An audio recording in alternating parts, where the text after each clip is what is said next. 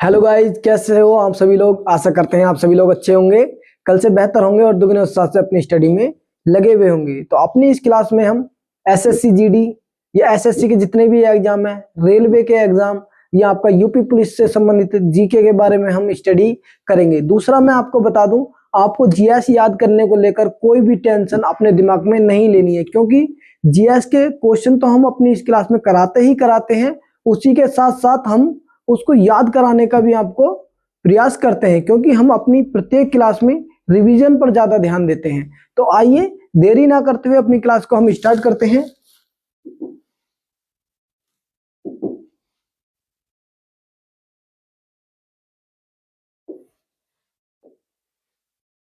पहला क्वेश्चन है हमारा, विक्रमशिला विश्वविद्यालय के संस्थापक कौन थे?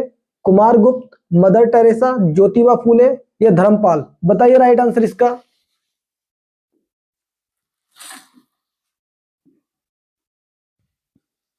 विक्रमशिला विश्वविद्यालय की जो स्थापना थी वो धर्मपाल के द्वारा की गई। ये आपको याद रखना। और कहां पर की गई थी? भागलपुर, भागलपुर बिहार में इसकी स्थापना की गई। दूसरा, ज्योतिबा फूले से आपको याद रखना है 1873 में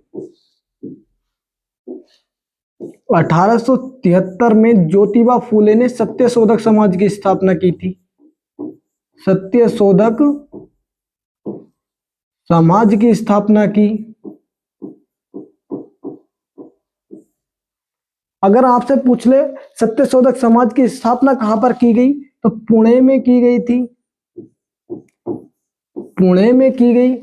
किसके द्वारा की गई? ज्योतिबा फूले के द्वारा की गई 1873 में। और दूसरा, ज्योतिबा फूले से आपको एक पुस्तक याद रखनी है, गुलामगिरी पुस्तक भी किसके द्वारा लिखी गई है? गुलामगिरी पुस्तक भी ज्योतिबा फूले के द्वारा ही लिखी गई है। मदर टेरेसा की बात करूं मैं, मिशनरी ऑफ चैरिटी की स्थापना की है इन्होंने। मिशनरी ऑफ चैरिटी की स्थापना किसके द्वारा की गई? मदर टेरेसा के द्वारा की गई। मदर टेरेसा कहाँ की मूल निवासी थी? तो मैसिडोनिया में इनका जन्म हुआ था। दूसरा, इनको एग्नेस गोखा बोजाक्यू के नाम से भी जाना जाता है। और ये एक चैरिटी यानी गरीब गरीब लोगों के लिए इसको खोला गया था। पूछ ले कहां पर स्थापित किया गया था? कलकत्ता में इसको मिशनरी ऑफ चैरिटी को स्थापित किया गया। दूसरा आपको याद रखना है, एग्नेस गोखा बोजाक्यू इनको कहा जाता है। एग्नेस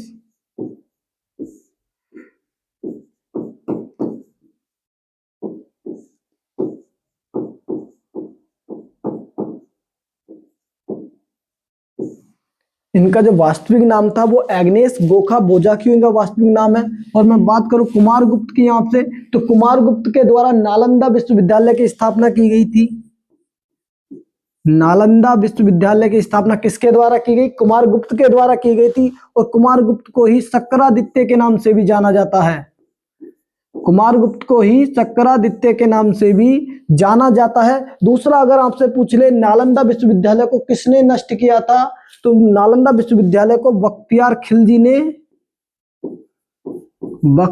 खिलजी ने इसको ध्वस्त किया था।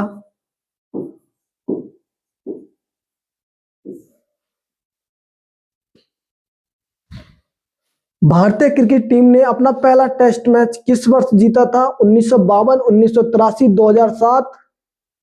बताइए राइट आंसर इसका।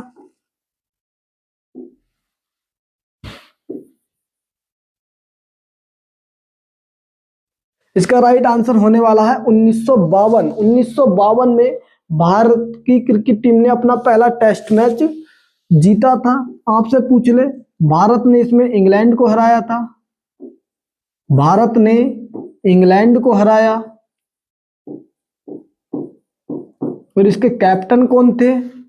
कैप्टन पूछ लें आपसे, तो कैप्टन थे विजय हजारे। विजय हजारे।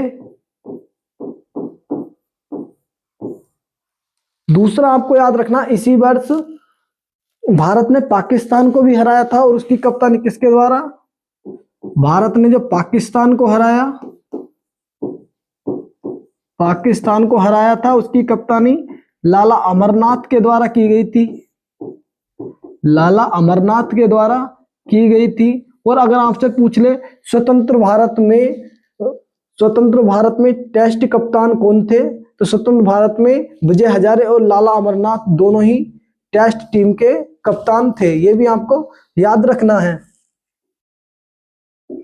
आगे अगर मैं आपसे बात करूं तो 1983 में भारत ने अपना पहला वर्ल्ड कप जीता था। पहला वर्ल्ड कप कब जीता भारत ने?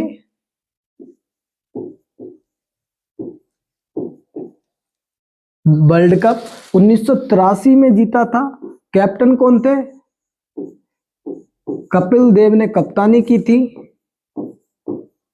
अगर आपसे पूछ ले भारत ने प्रथम वर्ल्ड कप में किसको हराया था, तो भारत ने हराया था वेस्ट इंडीज को। भारत ने वेस्ट इंडीज को हराया।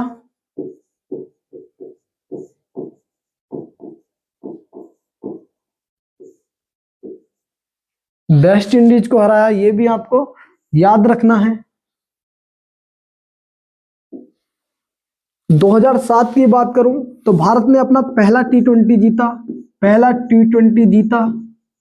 अगर आपसे पूछ ले कि पहला टी20 मैच कहां पर हुआ था, तो ये दक्षिण अफ्रीका में हुआ था।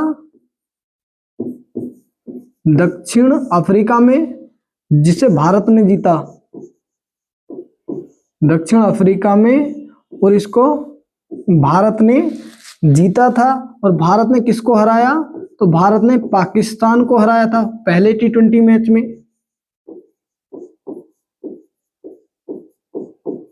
पाकिस्तान को हराया। दूसरा अगर आपसे पूछ ले कि भारत के पहले टी20 मैच की कप्तानी किसके द्वारा की गई थी? टी20 मैच की कप्तानी महेंद्र सिंह धोनी के द्वारा की गई थी। ये भी आपको याद रखना है। भारत का सबसे पुराना फुटबॉल क्लब कौन सा है? Durand Cup, Beighton Cup, Eden Gardens या मोहन बागान? बताइए राइट आंसर इसका। भारत का सबसे पुराना फुटबॉल क्लब मोहन बागान है। आपको एक बात याद रखनी है, अगर आपसे भारत का सबसे पुराना फुटबॉल क्लब पूछे तब आपका राइट आंसर होगा Kolkata football club. Kolkata football club. लेकिन वर्तमान में कोलकाता फुटबॉल क्लब को बंद कर दिया गया। अगर सक्रिय आपसे पूछे भारत का सबसे पुराना सक्रिय फुटबॉल क्लब कौन सा है, तब हमारा राइट आंसर मोहन बागान क्लब ही होगा। सक्रिय, और ये है कहां पर? कोलकाता में ही है। दूसरा आपको याद रखना है, भारत का सबसे पुराना क्रिकेट स्टेडियम कौन सा है? भारत का सबसे पुराना cricket stadium Eden garden cricket stadium है। और कहां पर है ये? Eden garden cricket stadium Kolkata में है। कोलकाता में है। दूसरा बेटन कप की मैं आपसे बात करूं तो हॉकी का सबसे पुराना टूर्नामेंट अगर आपसे पूछ ले भारत में हॉकी का सबसे पुराना टूर्नामेंट कौन सा है, तो बेटन कप हॉकी का सबसे पुराना टूर्नामेंट है। हॉकी का सबसे पुराना टूर्नामेंट। और अगर मैं ड्यूरेंट कप की बात करूं तो फुटबॉल का भारत में सबसे पुराना टूर्नामेंट, फुटबॉल का सबसे पुराना टूर्नामेंट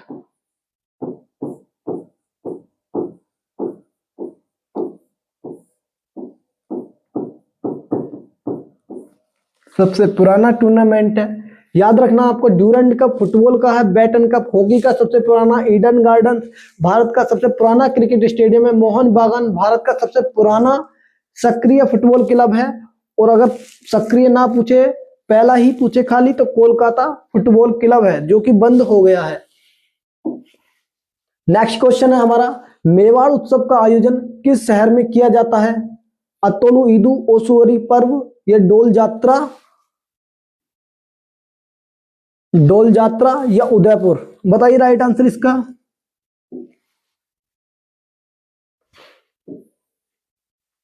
मेवाड़ उत्सव का आयोजन उदयपुर में किया जाता है। इस उदयपुर को झीलों का शहर भी कहा जाता है, झीलों का शहर भी उदयपुर को कहा जाता है। और अगर आपसे पूछ ले गणगौर फेस्टिवल के दौरान, गणगौर फेस्टिवल के दौरान मेवाड़ उत्सव का आयोजन किया जाता है और कहां पर? उदयपुर में किया जाता है। दूसरा, ये शिव और पार्वती को समर्पित है। भगवान शिव और माता पार्वती को समर्पित है। आगे बात करूं मैं डोल यात्रा की, ये आप यहां पर डोल यात्रा कर लेना। डोल यात्रा की अगर मैं आपसे बात करूं तो इसका आयोजन उड़ीसा में किया जाता है, उड़ीसा में किया जाता है, पश्चिम बंगाल में आयोजन किया जाता है और असम में भी डोल यात्रा का आयोजन किया जाता है। इससे आपको याद क्या रखना है, तो जो ये डोल यात्रा है ये होली का एक त्योहार है। उड़ीसा में होली, पश्चिम बंगाल में होली और असम में जो होली है उसको डोल यात्रा कहा जाता है। दूसरा, अगर आपसे पूछ ले होली किस महीने में आती है? फागुन महीने में आती है, फागुन महीने में आती है, ये भी आपको याद रखना है। और पूर्णिमा के पास ये आती है। दूसरा, अगर मैं आपसे ओसुअरी पर्व की बात करूं तो ओसुअरी पर्व का आयोजन अंडमान निकोबार में किया जाता है, अंडमान निकोबार में ओसुअरी पर्व का आयोजन किया जाता है। अट्टोलू ईदू की बात करूं तो अट्टोलू ईदू फेस्टिवल का आयोजन लक्षद्वीप में किया जाता है।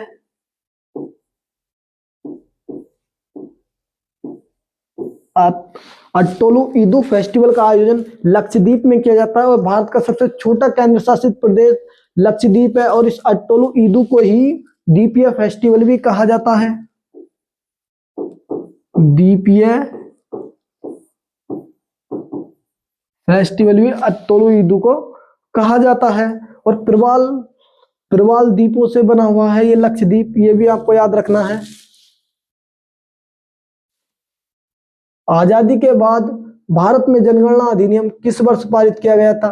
1986, 1955, 2005, 1948? बताइए राइट आंसर।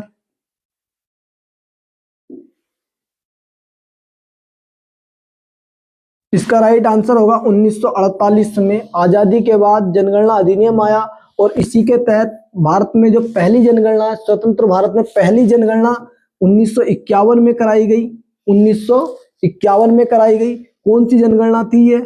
8वीं जनगणना थी, 8वीं जनगणना थी। दूसरा आपको याद रखना है इसके जनगणना आयुक्त कौन थे? तो ईट्स महोदय इसके जनगणना आयुक्त थे और इनकी हो गई थी डेथ, तो इनके स्थान पर बनाया गया था आर ए गोपालास्वामी को, आर ए गोपालास्वामी को बनाया गया था। अगर आपसे पूछ ले भारत के पहले भारतीय जनगणना आयुक्त कौन थे? आर ए गोपालास्वामी आपको याद रखना है। स्वतंत्र भारत के पहले जनगणना आयुक्त या तो आपको ऑप्शन में ईट्स देगा या आर ए गोपालास्वामी देगा, दोनों में से एक आपका राइट आंसर होगा। और यदि आपसे पहले भारतीय पूछे तब आपका right answer R A Gopalaswamy ही होगा, ये आपको ध्यान रखना है। दूसरा, जनगणना कराने का जो काम है वो किसका है? गृह मंत्रालय का काम है जनगणना कराने का।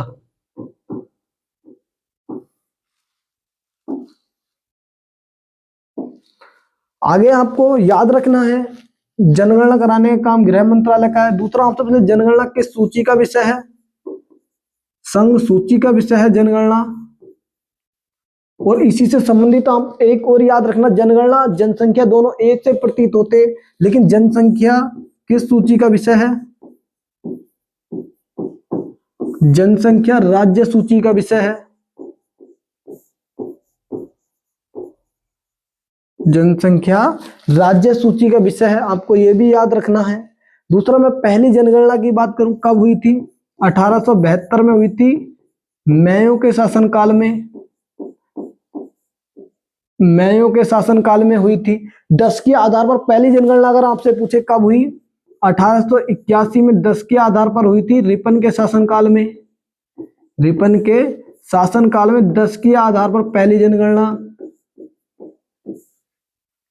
10 के आधार पर पहली जनगणना कब हुई थी? 1881 में हुई, और उस समय पर रिपन का शासनकाल था, और इसे भारत की पहली वैज्ञानिक जनगणना भी कहा जाता है। अगर आपसे पूछ ले भारत में जनगणना का जनक किसे कहा जाता है? हेनरी बाल्टर को, हेनरी बाल्टर को जनगणना का जनक भारत में कहा जाता है। यह भी आपको याद रखना है। 2011 में जो जनगणना हुई थी, कौन से नंबर की जनगणना थी? 2011 की जनगणना 15वें नंबर की जनगणना थी, और स्वतंत्र भारत की 7वीं जनगणना थी। और इसके जो जनगणना आयुक्त थे डीसी चंद्रमौली, डीसी चंद्रमौली 15वीं जनगणना के जनगणना आयुक्त थे। ये भी आपको याद रखना है। आगे मैं 2005 की बात करूं, 2005 12 अक्टूबर 2005 को आरटीआई एक्ट पारित हुआ। और ये आरटीआई एक्ट होता क्या है? Right to Information Act. इसके तहत क्या होता है, अगर आपको किसी भी विभाग से या किसी भी विभाग के किसी भी पदाधिकारी से अगर कोई जानकारी चाहिए, तो आप उसके खिलाफ आरटीआई एक्ट लगा सकते हो, आरटीआई लगा सकते हो, जिससे जो भी आपको जानकारी चाहिए वो इस आरटीआई के तहत आपको मिल जाएगी।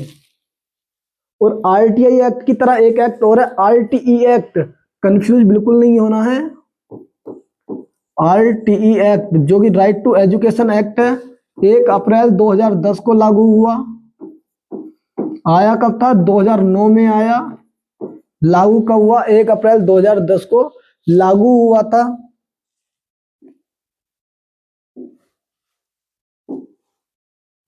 मैं आपसे बात करूं 1955 की, तो नागरिकता संरक्षण अधिनियम कब आया? 1955 में आया।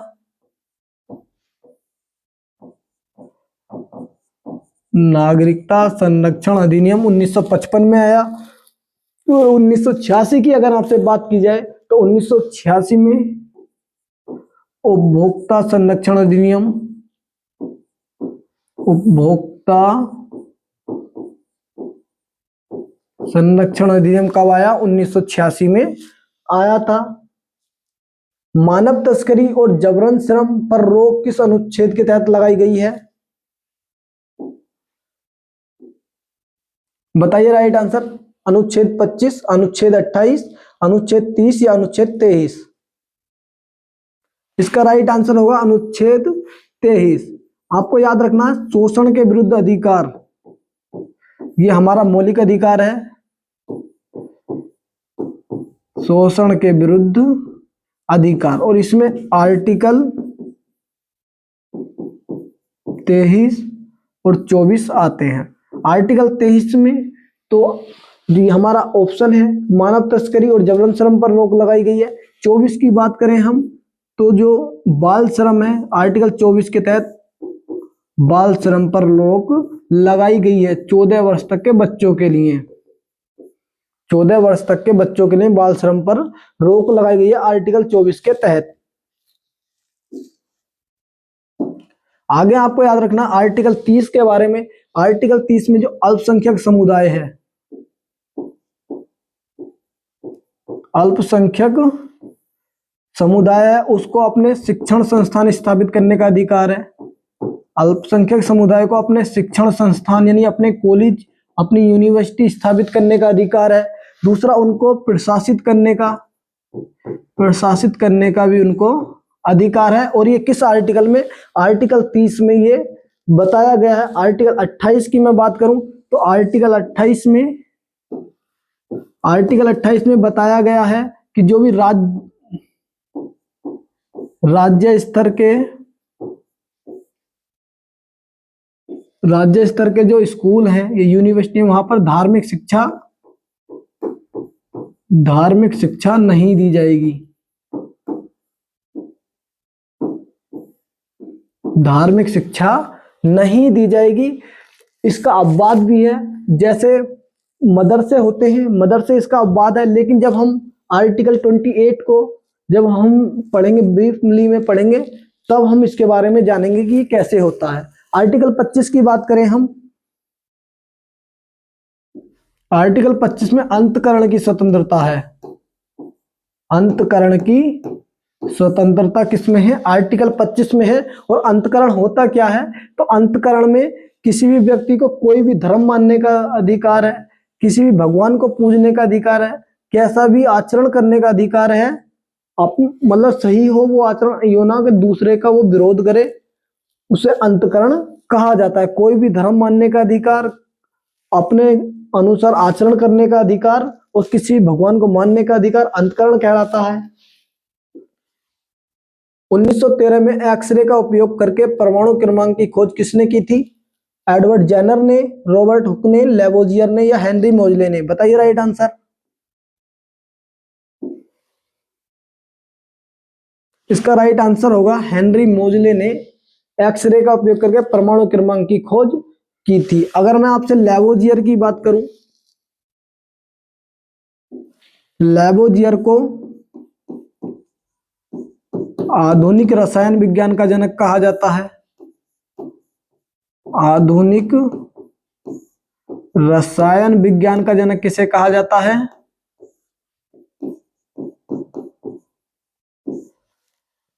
लेवोजियर को कहा जाता है। रॉबर्ट हुक की मैं आपसे बात करूं तो रॉबर्ट हुक ने कोशिका की खोज की थी। कोशिका की सर्वप्रथम खोज किसने की? तो रॉबर्ट हुक ने ही कोशिका की खोज की थी। और जो इन्होंने कोशिका खोजी थी वो एक जीवित कोशिका नहीं थी, वह एक मृत कोशिका थी। मृत कोशिका की खोज इन्होंने सर्वप्रथम की। और अगर आपसे पूछ ले जीवित कोशिका की खोज किसने की थी? ल्यूवेन होक ने जीवित कोशिका की खोज की। ल्यूवेन होक ने जीवित कोशिका की खोज की थी।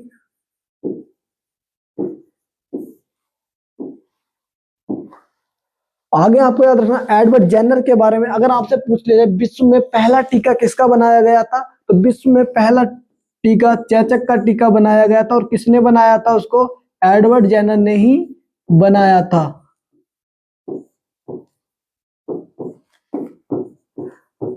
एडवर्ड जेनर ने ही विकसित किया था। भारतीय संविधान में राज्यसभा के सदस्यों का नामांकन की प्रक्रिया किस देश से ली गई है? आयरलैंड, दक्षिण अफ्रीका, ऑस्ट्रेलिया या संयुक्त राज्य अमेरिका? बताइए राइट आंसर इसका।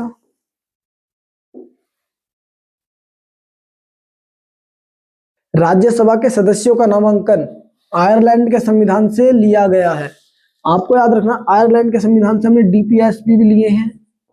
डीपीएसपी भी लिए हैं जो भाग 4 में है। भाग 4 में है। आर्टिकल 36 से 51 तक है। आर्टिकल 36 से 51 तक है, ये आपको याद रखना है। राज्यसभा के सदस्यों का नामांकन भी हमने आयरलैंड से लिया है। और आपसे पूछ ले राज्यसभा में आर्टिकल 80 के क्लोज 3 में राष्ट्रपति के द्वारा कितने सदस्य मनोनीत किए जाते हैं? तो 12 सदस्य नामांकित किए जाते हैं। 12 सदस्य नामांकित किए जाते हैं। इसको हमने किस देश के संविधान से लिया है? तो आयरलैंड के संविधान से लिया है। दूसरा आपको याद रखना है इन सदस्यों की जो चुनाव प्रक्रिया है, राज्यसभा के सदस्यों की जो चुनाव प्रक्रिया है,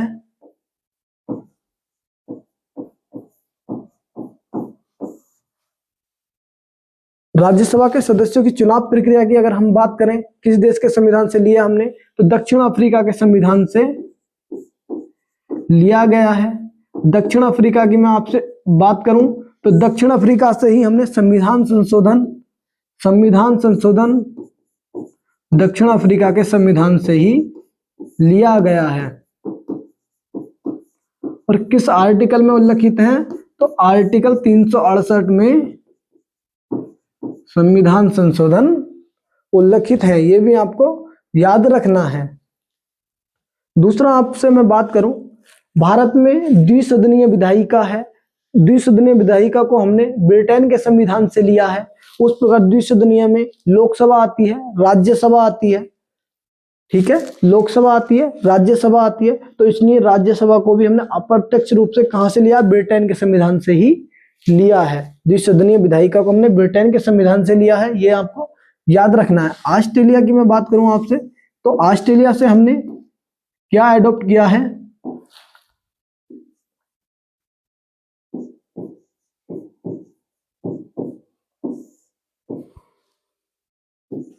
प्रस्तावना की भाषा की अगर हम बात करें तो हमने यूएसए के संविधान से ली है।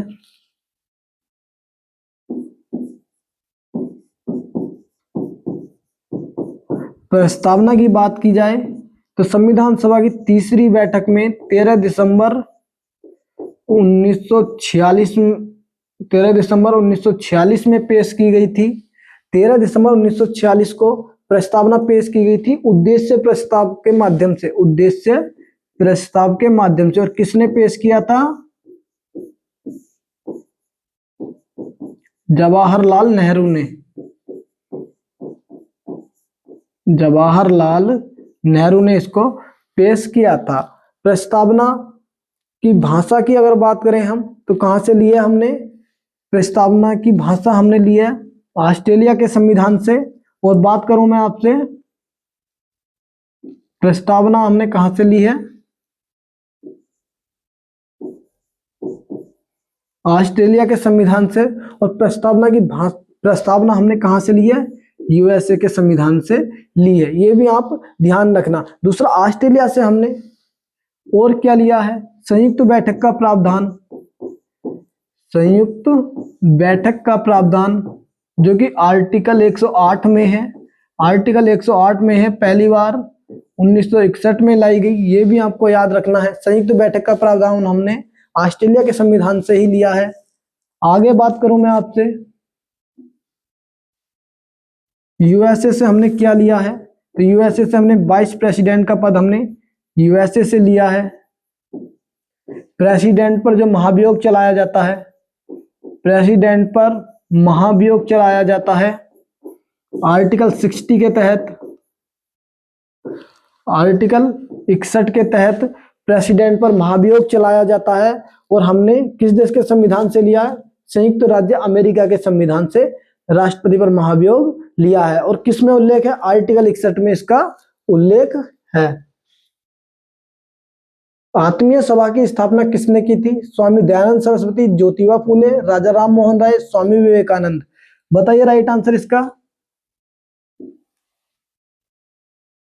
आत्मीय सभा की स्थापना राजा राम मोहन राय ने की थी। दूसरा एक पॉइंट आप याद रखना, इनको राजा की उपाधि किसने दी, राजा की उपाधि अकबर सेकंड ने दी थी, अकबर सेकंड ने दी थी। राजा राम मोहन राय ने 1828 में ब्रह्म समाज की स्थापना की थी, ब्रह्म समाज की स्थापना 1828 में की। दूसरा, इन्हीं के प्रयासों से 1829 में, इन्हीं के प्रयासों से 1829 में सती प्रथा बैन हुई थी भारत में, सती प्रथा बैन हुई थी। और किस गवर्नर जनरल ने की थी, तो विलियम बेंटिक ने इसको बैन किया था, विलियम बेंटिक ने इसको बैन किया था। दूसरा, भारत के पहले गवर्नर जनरल अगर आपसे पूछ ले जाए तो लॉर्ड विलियम बेंटिक ही थे, 1833 के अधिनियम से इनको बनाया गया था। दूसरा, अगर मैं आपसे बात करूं,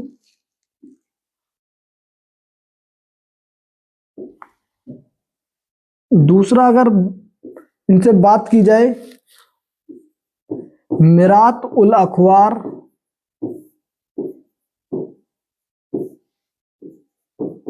मिरात उल अखबार का संपादन किसने किया, राजा राम मोहन राय ने किया। उसके बाद में और बात करूं तो संवाद कौमुदी, संवाद कौमुदी का प्रकाशन किसने किया था, राजा राम मोहन राय के द्वारा ही किया गया। आगे आपको याद रखना, स्वामी विवेकानंद से, स्वामी विवेकानंद ने 1897 में रामकृष्ण मिशन की स्थापना की थी, रामकृष्ण मिशन की स्थापना की थी। और अगर आपसे पूछ ले कहां पर की थी रामकृष्ण मिशन की स्थापना, कोलकाता में की, और इसका जो मुख्यालय बेलूर मठ में इसका मुख्यालय है। बेलूर मठ में रामकृष्ण मिशन का मुख्यालय है। रामकृष्ण परमहंस स्वामी विवेकानंद के गुरु थे ज्योतिबा फूले। मैंने आपको अभी पिछली क्लास में बताया सत्यशोधक समाज। सत्यशोधक समाज कहां पर? पुणे में स्थापित किया था। स्वामी दयानंद सरस्वती, आर्य समाज की स्थापना स्वामी दयानंद सरस्वती के द्वारा की गई। आर्य समाज की स्थापना कब की थी इन्होंने? तो आर्य समाज की स्थापना 1875 में की, और कहां पर? बंबई में है। बंबई में स्वामी दयानंद सरस्वती के द्वारा आर्य समाज की स्थापना की गई। दूसरा, आप शुद्धि आंदोलन के बारे में याद रखना। शुद्धि आंदोलन स्वामी दयानंद सरस्वती के द्वारा ही चलाया गया था। शुद्धि आंदोलन स्वामी दयानंद सरस्वती के द्वारा ही चलाया गया था, यह भी आपको याद रखना है। स्वामी दयानंद सरस्वती ने ही सत्यार्थ प्रकाश लिखा है। सत्यार्थ प्रकाश किसने लिखा है? तो स्वामी दयानंद सरस्वती के द्वारा ही लिखा गया है। विश्व कंप्यूटर साक्षरता दिवस प्रतिवर्ष कब मनाया जाता है? 12 अगस्त, 2 दिसंबर, 5 सितंबर, 15 जनवरी। बताइए राइट आंसर।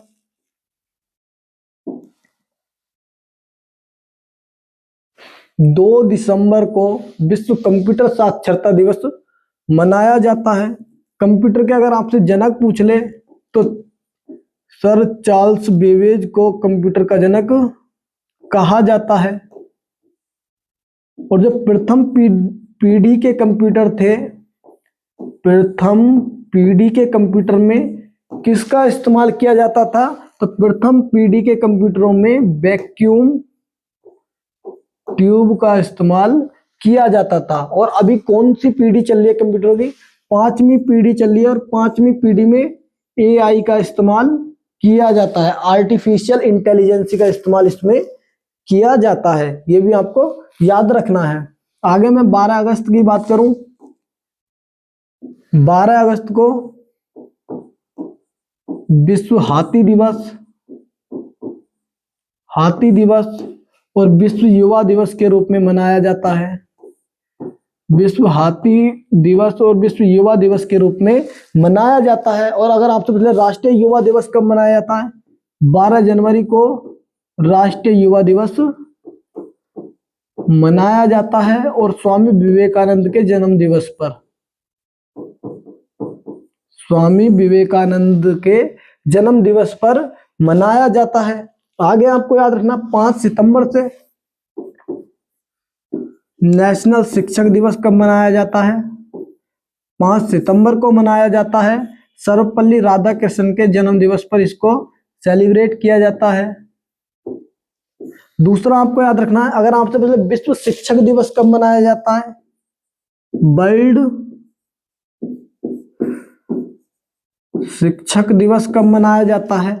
विश्व शिक्षक दिवस की बात करें आपसे तो 5 अक्टूबर को विश्व शिक्षक दिवस मनाया जाता है, और 15 जनवरी को थल सेना दिवस के रूप में मनाया जाता है। थल सेना दिवस के रूप में मनाया जाता है।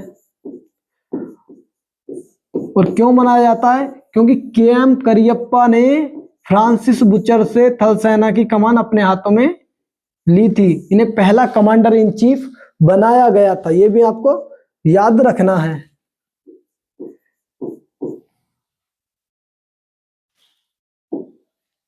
भारत के राष्ट्रीय ध्वज की लंबाई और चौड़ाई का अनुपात कितना होता है? 3:2, 2:3, 4:3, 2:2। बताइए राइट आंसर।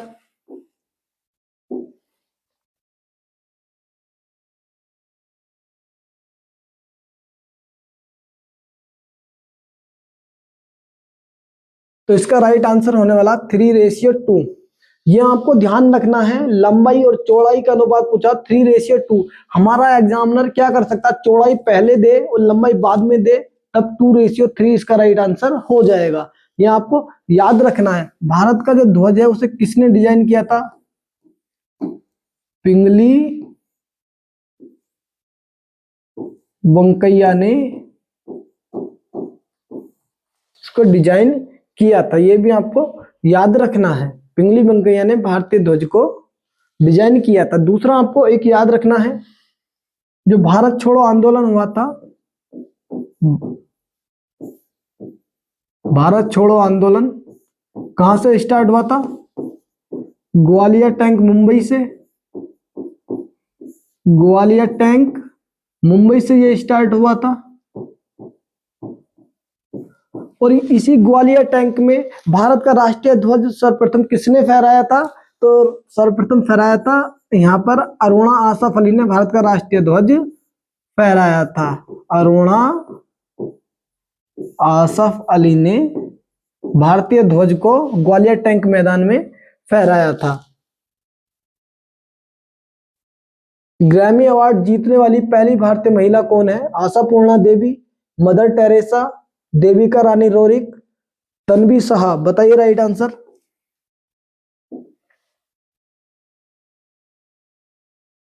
ग्रैमी अवार्ड जीतने वाली पहली भारतीय महिला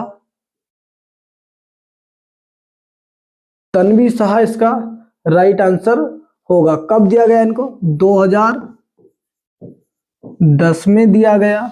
और यदि ओवरऑल पूछ ले आपसे तो किसको दिया गया था?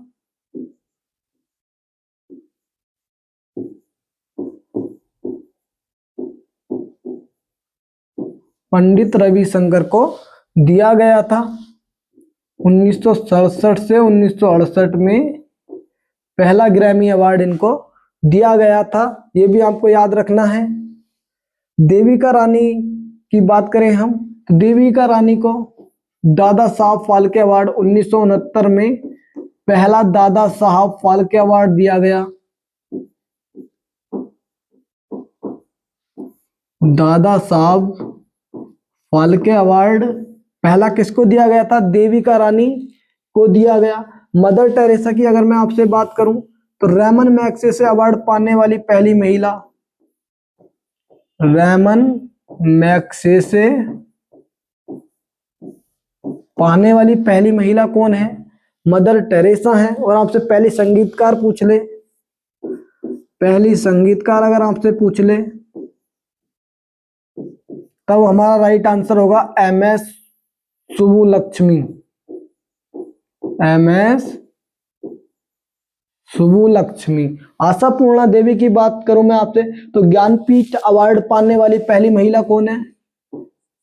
ज्ञानपीठ अवार्ड पाने वाली पहली महिला, तब हमारा राइट आंसर आशापूर्णा देवी होगा। अगर आपसे पहला ज्ञानपीठ अवार्ड पूछ ले किसको दिया गया? जी शंकर कुरूप को दिया गया था, ये भी आपको याद रखना है। और मलयालम भाषा के लिए दिया गया, जी शंकर कुरूप को दिया गया। और किस भाषा के लिए? मलयालम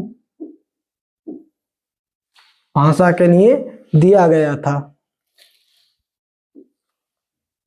मानव विकास सूचकांक ह्यूमन डेवलपमेंट इंडेक्स किसके द्वारा जारी किया जाता है? विश्व बैंक, संयुक्त राष्ट्र विकास कार्यक्रम, अंतर्राष्ट्रीय मुद्रा कोष या विश्व स्वास्थ्य संगठन। बताइए राइट आंसर।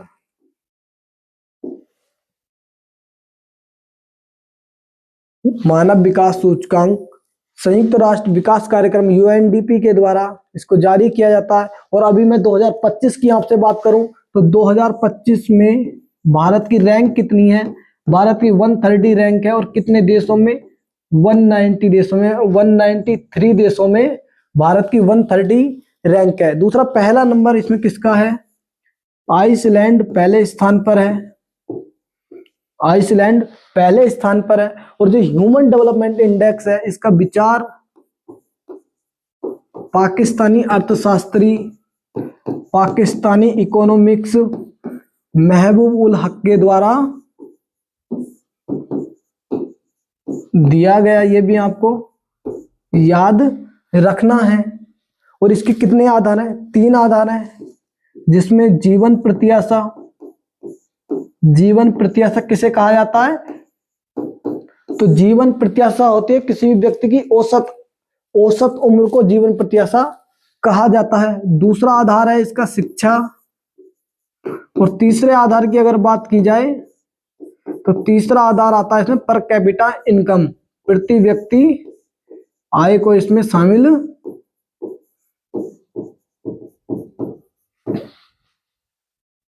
वर्ल्ड बैंक 1944 के ब्रेटन वुड्स सम्मेलन से वर्ल्ड बैंक और आईएमएफ की स्थापना की गई। 1945 में स्थापना हुई इनकी, सम्मेलन 1944 से हुई थी, ये आपको याद रखना है। और भारत आईएमएफ का 1945 से ही सदस्य है। इनका मुख्यालय दोनों का, वर्ल्ड बैंक और आईएमएफ को ट्विन सिस्टर के नाम से जाना जाता है। दोनों का मुख्यालय कहां पर है? वाशिंगटन डीसी में। वाशिंगटन डीसी में वर्ल्ड बैंक और आईएमएफ का मुख्यालय है। दूसरा मैं आपसे बात करूं, वाशिंगटन डीसी पोटोमैक नदी के किनारे पर है। पोटोमैक नदी के किनारे पर है। बात करें विश्व स्वास्थ्य संगठन की, इसकी स्थापना 7 अप्रैल 1948 को की गई। इसका मुख्यालय की बात करें वर्ल्ड हेल्थ ऑर्गेनाइजेशन की, जिनेवा में वर्ल्ड हेल्थ ऑर्गेनाइजेशन का मुख्यालय है। जिनेवा स्विट्जरलैंड में वर्ल्ड हेल्थ ऑर्गेनाइजेशन का मुख्यालय है, ये भी आपको याद रखना है। विश्व में मीठे पानी की सबसे बड़ी झील कौन सी है? कैस्पियन सागर, सुपीरियर झील, बेकाल झील, विक्टोरिया झील। बताइए राइट आंसर।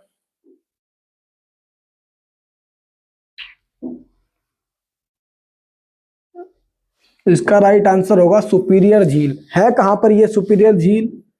यूएसए और कनाडा की सीमा पर है। यूएसए और कनाडा की सीमा पर है सुपीरियर झील। मीठे पानी की सबसे बड़ी झील है, ये आपको याद रखना है। दूसरा, आपको भारत के परिप्रेक्ष्य में अगर आपसे पूछ ले तो भारत की मीठे पानी की सबसे बड़ी झील कौन सी है? बुलर झील है। और कहां पर है ये? बुलर झील भारत की मीठे पानी की सबसे बड़ी झील बुलर झील है, जम्मू कश्मीर में है। और अगर आपसे पूछ ले आयतन के हिसाब से सबसे बड़ी मीठे पानी की झील कौन सी है, आयतन के हिसाब से पूछ ले, तब हमारा राइट आंसर होगा बेकाल झील, रूस। बेकाल झील, रूस। ये सबसे गहरी झील है और आयतन में भी सबसे बड़ी झील है और मीठे पानी की ये झील है, ये आपको याद रखना। सुपीरियर झील कहां पर है? यूएसए में, कनाडा में है। दूसरा, आगे बात करो कैस्पियन सागर। ओवरऑल अगर क्षेत्रफल और आयतन दोनों में बात की जाए तो विश्व की सबसे बड़ी झील कौन सी है? कैस्पियन सागर है।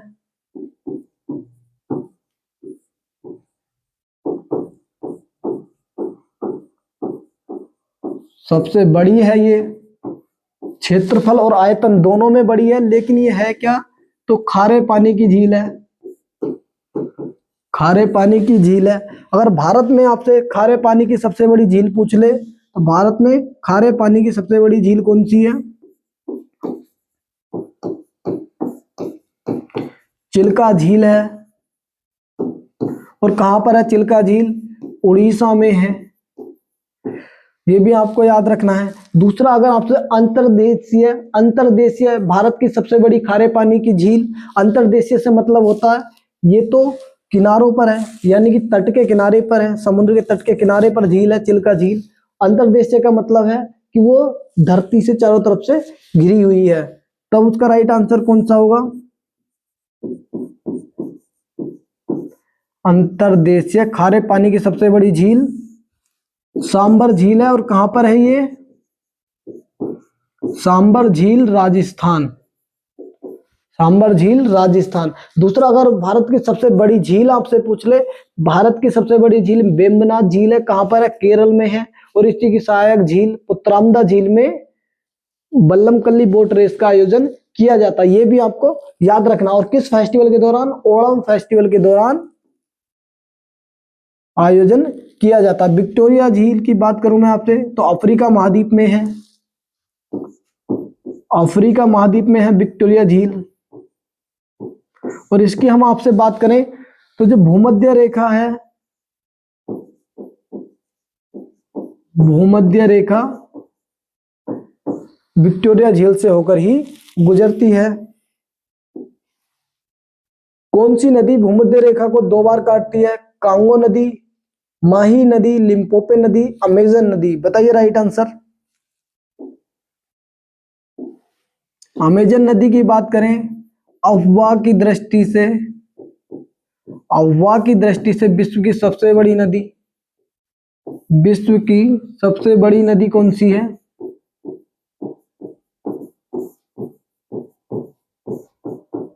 अफवाह की दृष्टि से विश्व की सबसे बड़ी नदी अमेजन नदी है, ये आपको याद रखना है। लिम्पोपो नदी से आपको याद रखना है। मकर रेखा को 2 बार काटने वाली नदी कौन सी है? तो मकर रेखा को 2 बार काटने वाली नदी है लिम्पोपो नदी, ये भी आपको याद रखना है। दूसरा, अगर माही नदी की बात करूं तो कर्क रेखा को 2 बार काटती है, कर्क रेखा को 2 बार काटती है। क्वेश्चन क्या है हमारा? क्वेश्चन है भूमध्य रेखा को 2 बार कौन सी नदी काटती है?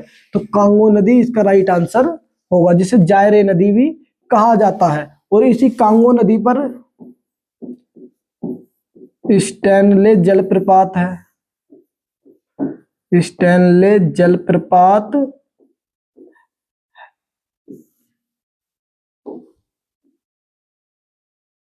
स्टैनले जलप्रपात है, ये भी आपको याद रखना। स्टैनले से आपको एक चीज और याद रखनी है, भारत सचिव का पद किस अधिनियम से आया था? तो ये आया था 1858 के अधिनियम से भारत सचिव का पद आया। और जो भारत के पहले सचिव थे, पहले भारत सचिव थे, भारत सचिव पहले स्टैनली को ही बनाया गया था, स्टैनली को ही बनाया गया था। दूसरा, अगर आपसे पूछ ले भारत में स्टैनली जलाशय कहां पर है, तो भारत में स्टैनली जलाशय कहां पर है?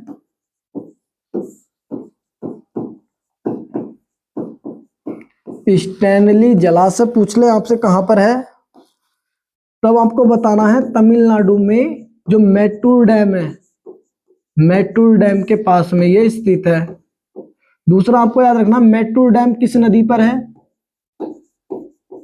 कावेरी नदी पर है। और यदि कर्नाटक में कावेरी नदी पर आपसे बांध पूछे तो कृष्णराज सागर बांध है, कहां पर? कर्नाटक में कावेरी नदी पर कृष्णराज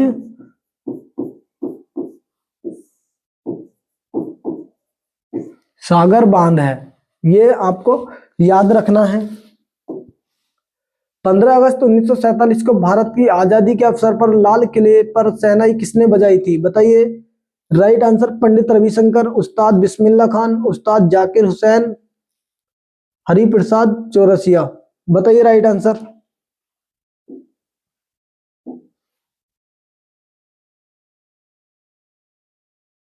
इसका राइट आंसर होगा उस्ताद बिस्मिल्लाह खान ने 1947 की सुबह प्रातःकाल की बेला में शहनाई बजाई थी। ठीक। दूसरा, इस 15 अगस्त जो रात थी, 14 अगस्त की रात्रि को, 15 अगस्त से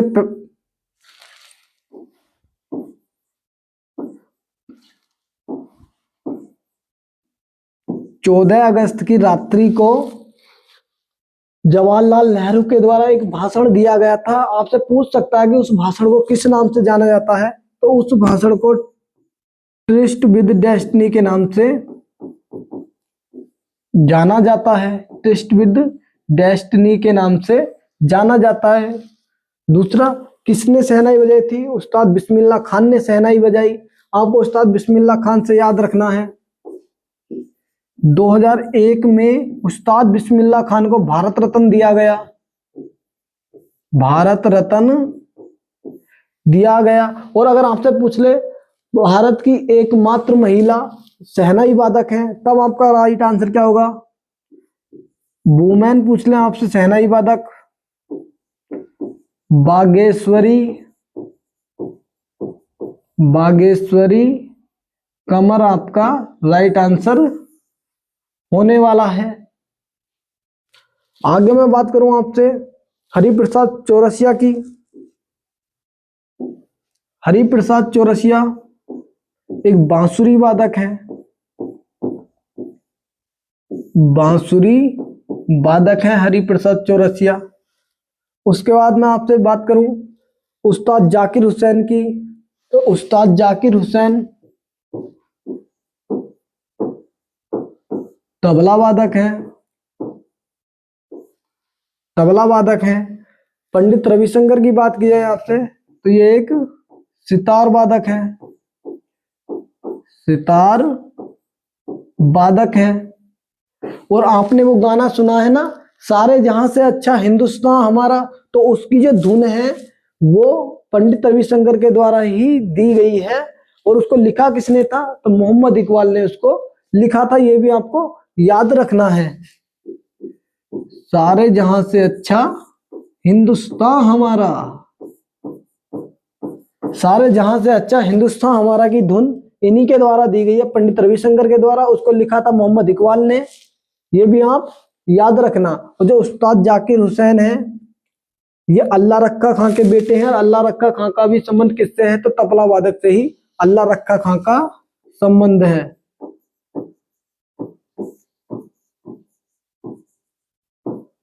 अल्लाह रक्का खां, ये भी आपको याद रखना है। सरहुल उत्सव मुख्य रूप से किस राज्य में मनाया जाता है, झारखंड में बिहू, पोंगल, लोसर। तो इसका राइट आंसर बताइए आप। सरहुल उत्सव मुख्य रूप से किस राज्य में मनाया जाता है, राज्य तो दिए ही नहीं है, टाइप करने वालों ने हमारों ने गलत कर दिया। झारखंड ने फिर 3 फेस्टिवल दे दिए। तो इसका राइट आंसर होगा झारखंड में सरहुल फेस्टिवल को सेलिब्रेट किया जाता है। दूसरा आपको याद रखना, सोहराय फेस्टिवल कहां पर, सोहराय फेस्टिवल का आयोजन कहां पर किया जाता है, झारखंड में किया जाता है। टुसु फेस्टिवल का आयोजन कहां पर किया जाता है, तो टुसु फेस्टिवल का आयोजन भी झारखंड में। रोहिणी पर्व का आयोजन भी झारखंड में किया जाता है। कर्मा फेस्टिवल का आयोजन भी कहां पर, झारखंड में ही किया जाता है। जावा फेस्टिवल का आयोजन भी कहां पर किया जाता है, झारखंड में ही किया जाता है। झिका दसाई फेस्टिवल का आयोजन कहां पर किया जाता है, तो झिका दसाई फेस्टिवल का आयोजन भी झारखंड में ही किया जाता है। अगर मैं आपसे बात करूं टुसु फेस्टिवल से एक मिलता जुलता फेस्टिवल है बिसु फेस्टिवल, बिसु फेस्टिवल, बेसाऊ करिए से, बेसागु फेस्टिवल, बेसागु फेस्टिवल कहां पर, असम में इसको सेलिब्रेट किया जाता है। ये भी आपको याद रखना है। दूसरा आपको बिहू याद रखना है। बिहू की बात करूं, एक वर्ष में 3 बार इसको सेलिब्रेट किया जाता है। पहला अप्रैल के महीने में, दूसरा अक्टूबर में और तीसरा जनवरी में सेलिब्रेट किया जाता है। दूसरा बिहू से आपको याद रखना कहां पर इसको मनाया जाता है, असम में। और बिहू फेस्टिवल में तुलसी के आगे दीपक जलाया जाता है, तुलसी के आगे दीपक जलाकर इसको सेलिब्रेट किया जाता है। जनवरी में माघ बिहू आता है, ये आपको याद रखना है, माघ बिहू आता है। बात करें अक्टूबर की, तो अक्टूबर में कटी बिहू या कोंगाली बिहू आता है, कटी बिहू या कोंगाली बिहू।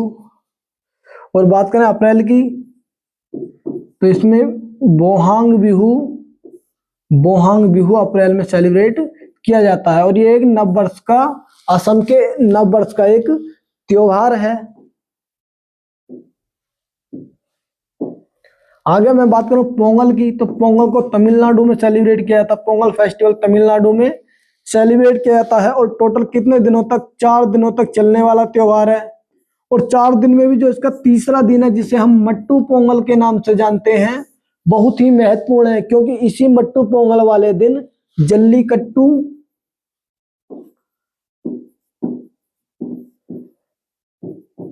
जल्लीकट्टू फेस्टिवल का आयोजन किया जाता है, जिसमें ओक्स जो बैल होता है, जो सांड होता है, उसको कंट्रोल करना होता है। जल्लीकट्टू फेस्टिवल का संबंध किससे है, पोंगल से है। तीसरा जो दिन है इसका मट्टू पोंगल वाले दिन इसको सेलिब्रेट किया जाता है। बात करें हम लोसर फेस्टिवल की, तो इसको अरुणाचल प्रदेश में मोनपा जनजाति सेलिब्रेट करती है। अरुणाचल प्रदेश में मोनपा जनजाति सेलिब्रेट करती है। दूसरा, इसको सिक्किम में भी सेलिब्रेट किया जाता है, सिक्किम में भी, और सिक्किम के साथ लद्दाख में भी लोसर फेस्टिवल को सेलिब्रेट किया जाता है, क्योंकि ये लोसर फेस्टिवल एक तिब्बती समुदाय का फेस्टिवल है। इसीलिए ये जो तिब्बत से सटे हुए राज्य हैं या चीन से सटे हुए राज्य हैं वहां पर इसको मनाया जाता है। आंध्र प्रदेश में मोनपा जनजाति मनाती है। सिक्किम, लद्दाख का ये नववर्ष भी है लोसर, ये भी आपको याद रखना है। भारत की सबसे पुरानी शास्त्रीय भाषा कौन सी है? संस्कृत है, तमिल है, कन्नड़ है, ओडिया है? बताइए राइट आंसर।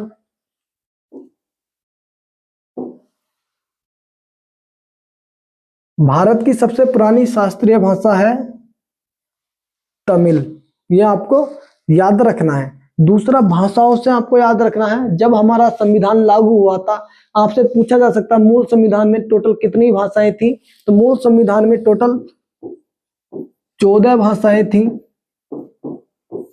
वर्तमान में कितनी है? वर्तमान में 22 भाषाएं हैं। 8 भाषाएं संविधान संशोधन से जोड़ी गई हैं। कौन कौन से संविधान संशोधन से इनको जोड़ा गया है?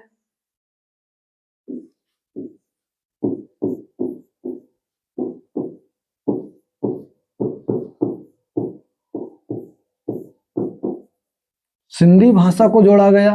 21वां संविधान संशोधन 1967 से सिंधी भाषा को जोड़ा गया। 71वां कॉन्स्टिट्यूशनल अमेंडमेंट 1992 से नेपाली, मणिपुरी और कोंकणी को जोड़ा गया। और इन तीनों भाषाओं को आप नमक से याद कर सकते हैं, ना से नेपाली, मा से मणिपुर, का से कोंकणी। आगे बात करें हम 92वां संविधान संशोधन। 92वां संविधान संशोधन, इसके द्वारा कितनी भाषाएं जोड़ी गई? 4 भाषाएं जोड़ी गई थी।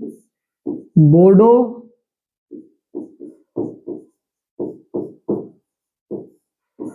संथाली,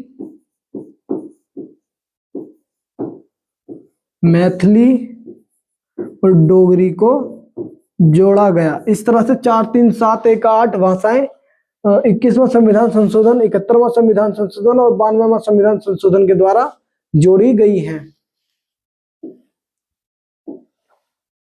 गबरी लोक नृत्य मुख्य रूप से किस समुदाय या परंपरा से संबंधित है? भील जनजाति, गुलाबो, सपेरा, तीजन बाई, रुक्मणी देवी, अरुंडेल? बताइए राइट आंसर। तो ये भील जनजाति से संबंधित है और कहां पर? राजस्थान में इसको सेलिब्रेट किया जाता है। राजस्थान के फेस्टिवल आप लिखिए। राजस्थान में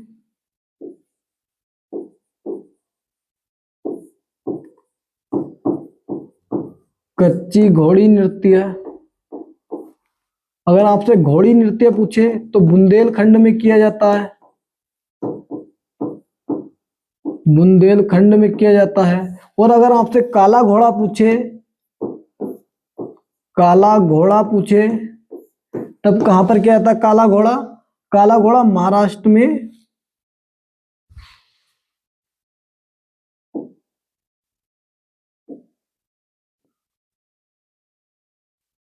काला घोड़ा महाराष्ट्र में सेलिब्रेट किया जाता है। दूसरा, आपको कालबेलिया डांस याद रखना है। कालबेलिया डांस कहां पर? राजस्थान में ही। कालबेलिया डांस कहां का है? राजस्थान का है। 2010 में यूनेस्को की इंटेंजिबल साइट में शामिल किया गया। यूनेस्को की अमूर्त धरोहर में इसको शामिल किया गया है, ये भी आपको याद रखना है। दूसरा, आपको गुलाबो सपेरा से आपको याद रखना है। कालबेलिया से संबंधित कौन है? तो गुलाबो सपेरा का संबंध किससे है? कालबेलिया डांस से ही है। और कालबेलिया नृत्य को सपेरा नृत्य के नाम से भी जाना जाता। तीजन बाई की मैं बात करूं तो ये एक पिंडवानी